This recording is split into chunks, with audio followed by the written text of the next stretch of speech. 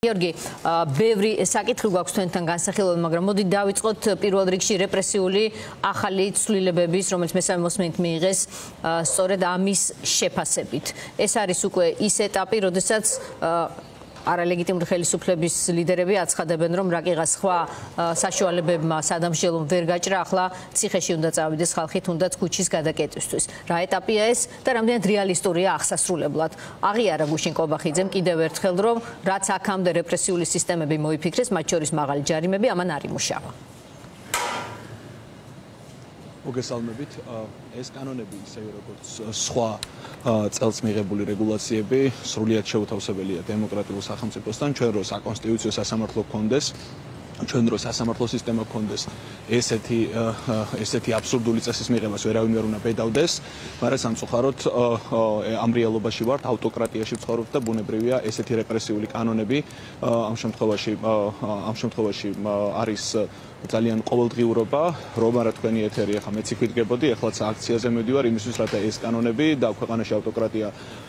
გავაპროტესტო, იმიტომ რომ ეს არის ერთადერთი ამ შემთხვევაში, რაც ჩვენ დაგვრჩენია ამ ქვეყანაში დემოკრატიის ელემენტების შემცველი, სხვა ყველაფერი აკრძალულია, სხვა ყველაფერი კანონგარეშეც არის გამოცხადებული. დღეს ვარშავაში ეუთოს ორკვირიანი დიდი ღონისძიება მიმდინარეობს ადამიანის უფლებების თაობაზე და იქ გერმანიის ელჩმა გააკეთა ევროკავშირის სახელით და პლუს 9 დამატებითი სახელმწიფოს სახელით განცხადება, სადაც ისაუბრა იმაზე, რომ ეუთოს ქვეყნებში არის გამოწვევები შეკრება მანიფესტაციის და გაერთიანების თავისუფლების კუთხით, გამოყო რამდენიმე შემთხვევა რუსეთის ფედერაცია, ბელორუსია, უკრაინის ოკუპირებული ტერიტორიები და გამოიცანით მეოთხე საქართველო, სადაც აღინიშნა, ესე ვთქვათ, ის რომ მანიფესტანტების კონფრონტაციის მიზნით არაერთი ავტორიტარული წესი და კანონი იქნა მიღებული, რომლებიც საჭიროებენ გაუქმებას. ანუ დონბასი ლუგანსკის კატეგორიაში ვართ, ასე გამოდის, ხო? ყველაზე ცუდ ლიგაში ვართ, სადაც შეიძლება ვიყოთ. ეს ჩამონათვალი კარგად ადასტურებს იმას, თუ რა რეალობაშია საქართველოს, სად არის ამ წესებით და ამ რეგულაციებით, ამ დამძიმებულით კიდე შეიძლება უარეს მდგომარეობაში ვიყოთ. გამიჭირდება პროგნოზირება, თქვენი კითხვის ნაწილს რო დაუბრუნდეთ, როგორ მოხდება მისი აღსრულება. ნაწილი რეგულაციების, რომელიც მიიღეს იანვარში, დეკემბერში, შემდგომ თებერვალში, შემდგომ ივნისში, მათი ნაწილის აღსრულება ისედაც არ ხდებოდა, ნაწილი მათგანი ისედაც ითვალისწინებდა პატიმრობას, ვერ გეტყვით რა და როგორ მოხდება, მაგრამ ის რაც ახლა ეს არის ზეიმი ავტოკრატიის და მარტივი გზა, ასე ვთქვათ, როგორი არალეგიტიმურიც არის კობახიძე, ისეთივე არალეგიტიმური და ანტიდემოკრატიულია მისი განცხადებები, სადაც ის საუბრობს იმაზე, რომ პროტესტს, რომელიც დემოკრატიული მოვლენა, ის უპირისპირდება სისხლის სამართლით, ის უპირისპირდება რეგულაციებით და ავტოკრატიული მეთოდებით. გიორგი, როდესაც ჩვენ საუბრობთ ანტიკონსტიტუციურ კანონმდებლობაზე, რომელსაც იღებს პანტაპუნქტით მიყოლებით ივანიშვილის რეჟიმი, აქ უნდა ვთქვათ, რომ გუშინ ეუთომ ერთი კატეგორია ამ კანონების, ან კანონებში ცვლილებების შეაფასა როგორც სასწრაფოდ გასაუქმებელი, ან ყველაზე უკეთეს შემთხვევაში ძირეულად შესაცვლელი. ეს ეუთომ არა უკაცრავად ვენციის კომისიამ. ვენციის კომისიის ხმა, რა თქმა უნდა, არ მიწვდება, არავის აქვს ილუზია, რომ მიწვდება ოლიგარქის ყურს, თუმცა რას ნიშნავს ეს, როდესაც ქვეყანა არასრულებს ვენციის კომისიის რაიმე დაიკარგა. ხმა დაიკარგა გიორგის ეს მისახა ჩემი. მე მგონი გაეთიშა მას ხმა. დაუბრუნებთ ეთერში ცოტა ხანში, ჩვენ საუბრობდით ვენციის კომისიის დასკვნაზე, რომელიც რამდენიმე კანონს შეეხებოდა, მათ შორის ეგრეთ წოდებულ ფარას, რომელზეც საქართველოს არალეგიტიმური ხელისუფლება ამბობს თითქოს და ის ამერიკის შეერთებული შტატების იდენტურად მიიღეს, თუმცა აქ ძალიან დიდი სხვაობაა ამ ორ კანონმდებლობას შორის და ამოცანებს შორის, ვინაიდან იქ ნამდვილად უცხო ქვეყნის პრინციპალებს არღვევს, ავლენს კანონი და აქ ეს სამოქალაქო სექტორის, ასევე მედიის და ყველა არასასურველი სეგმენტის გასანადგურებლად არის მოფიქრებული. პირველ რიგში მაგალითად ჩვენ ტელეკომპანია ფორმულას უკვე მიეცა გაფრთხილება ივანიშვილის კომისიისგან, კომუნიკაციების კომისიისგან, ეს მინდა კიდევ ერთხელ უთხრა აუდიტორიას, რომ სწორედ ფარაზე დაყნობით ჩვენ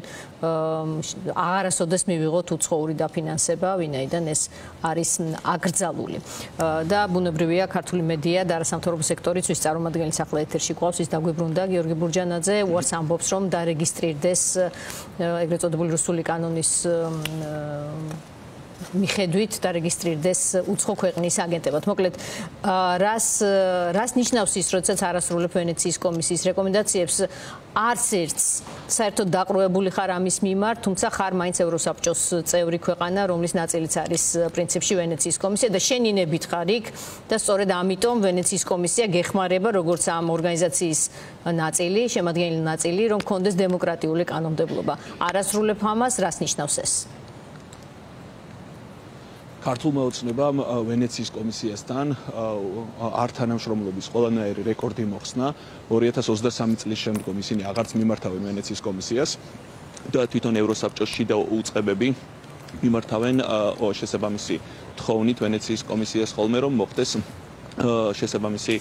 ანალიზების მომზადება საქართველოს კანონმდებლობასთან დაკავშირებით 2023 წლის შემდგომ სამწუხაროდ ეს რეალობა გვაქვს ეს შეფასებაც სწორედ ანალოგიური იყო საპარლამენტო ასამბლეის მოთხოვნით ესე ვთქვათ მომზადდა თხოვნით მომზადდა ეს დოკუმენტი და სადაც საუბარია იმაზე როგორც თქვენ აღნიშნეთ რომ ყველა ის წესი და რეგულაცია რომელიც ჭალებში ვითომ როგორც ისინი ამბობდნენ გამჭვირვალობის მიზნით მომზადდა არის სრულიად შეუთავსებელი როგორც ადამიანის უფლებებთან ისევე დემოკრატიულ სახელმწიფოსთან ვენეციის კომისია არის ორგანო რომელსაც მთელი მსოფლიო ენდობა რომელსაც აქვს უდიდესი რეპუტაცია და ქართული ოცნებაც თავისი საქმიანობის პირველ წლებში როდესაც ესე ვთქვათ ის ცდილობდა დემოკრატიულობის იმიჯი შეენარჩუნებინა ძალიან ამაყობდა ხოლმე ვენეციის კომისიის მოსაზრებების შესრულებით. ამიტომ რა თქმა უნდა ეს ვენეციის კომისიის დოკუმენტები არის ძალიან კარგი იმისთვის რომ კარგად წარმოჩინდეს ქართული ოცნების მიერ მიღებული წესების არაკონსტიტუციურობა და შეუსაბამობა და გარდა ამისა ჩვენ დაგვეხმაროთ საერთაშორისო სამართლმოებებში და ჩვენი პოზიციების დაფიქსირებაში საერთაშორისო მექანიზმების გამოყენების დროს. როგორც თქვენ აღნიშნეთ პირდაპირ არის მოთხოვნილი ივანიშვილის ფარას გრანტების შესახებ კანონში ცვლილებების, ისევე როგორც მაუწყებლობის შესახებ კანონში შესული ცვლილებების პირდაპირ გაუქმების მოთხოვნა. არც ერთ მათგანს არანაირი ესე ვთქვათ შესაბამისობა არ აქვს ადამიანის უფლებებთან, არანაირი ლეგიტიმური მიზანიდან გამომდინარე არ მიაჩნია დასაბუთებულად ვენეციის კომისიას მისი მიღება კანონთან დაკავშირებით, ესე ვთქვათ მათ მსჯელობა აქვთ იმასთან დაკავშირებით, რომ იმდენად ბუნდოვანია, რომ საერთოდ შეუძლებელია იმის გაგება თუ რა ვალდებულებს უდგენს ორგანოებს და ეს ბუნდოვანება საბოლოო ჯამში იმისკენ არის მიმართული, რომ მოხდეს დარღვევა ფორმალურად და შესაბამისი პასუხისმგებლობის დაწესება და საქმიანობის ხელშეშლა. ამიტომ ეს უმძიმესი შეფასებაა და რაც კარგად ადასტურებს იმას, თუ რა ტიპის რეპრესიულ ავტორიტარულ კანონმდებლობას იყენებენ ქართული ორგანიზაციების, მედია ორგანიზაციების და არასამთავრობო ორგანიზაციების. ჩვენ ვართ ამ რეალობის წინაშე, ჩვენ ვართ ამ მოცემულობის წინაშე, თავისუფალი მედია საქართველოში მოქმედი, რომლებიც ვარსებობთ საბედნიეროდ და არ ვაპირებთ დანებებას ამ პროცესში, ონლაინ მედია თავის ბრძოლაშია, ტელევიზიები, ვინც შემორჩით ჩვენს ბრძოლებში ვართ, თუმცა რეპრესიული კანონმდებლობა არალეგიტიმური ხელისუფლების მიერ შემოღებული გვიახლოვდება და არ ვიცით რა იქნება მომავალში. ამ ფონზე ძალიან მოკლედ რა მიგაჩნიათ თქვენ ამ ეტაპისთვის ყველაზე მნიშვნელოვნად გადასადგმელ ნაბიჯად, განსაკუთრებით იმ სექტორების მხრიდან, რომლებსაც ნომერ პირველ სამიზნედ სახავს ახლა ივანიშვილი ეს არის არასამთავრობო სექტორი, დარჩენილი ძალებით და მედია თავისი შემართებით. ერთ-ერთი გამოსავალი მგონია ეს არის სამართლებრივი ბრძოლა მაქსიმალურად ყველა მექანიზმის გამოყენებით, რა თქმა უნდა, საერთაშორისო დონეზე ქვეყნის შიგნით სამწუხაროდ ორგანო არ არსებობს, სასამართლო არ არსებობს, მაქსიმალურად ყველა იმ დემოკრატიული შესაძლებლობის გამოყენება, რისი ნატამალიც არის შემორჩენილი ქვეყანაში, როგორიც არის მაგალითად შეკრება მანიფესტაცია და ყველანაირად ესე ვთქვათ მიწვენა ბევრი ადამიანისთვის, რათა ყველამ კარგად გააცნობიეროს სად გვიწევს ცხოვრება, რა რეალობაში გვიწევს და რომ ესე ვთქვათ ეს ყველაფერი მათთან მივა. რამდენიმე დღის წინ ნეტგაზეთს ჰქონდა ძალიან კარგი სტატია, სადაც ისაუბრეს იმის შესახებ,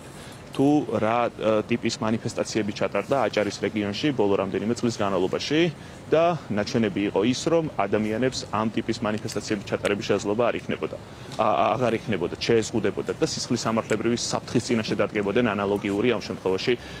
მანიფესტაციების ჩატარების შემთხვევაში. ალბათ ეს არის ერთ-ერთი მნიშვნელოვანი, რომ ხალხმა კარგად გააცნობიეროს, რომ ყოფითი და სოციალური საკითხების გაპროტესტებას დიდი პრობლემა შეექმნება.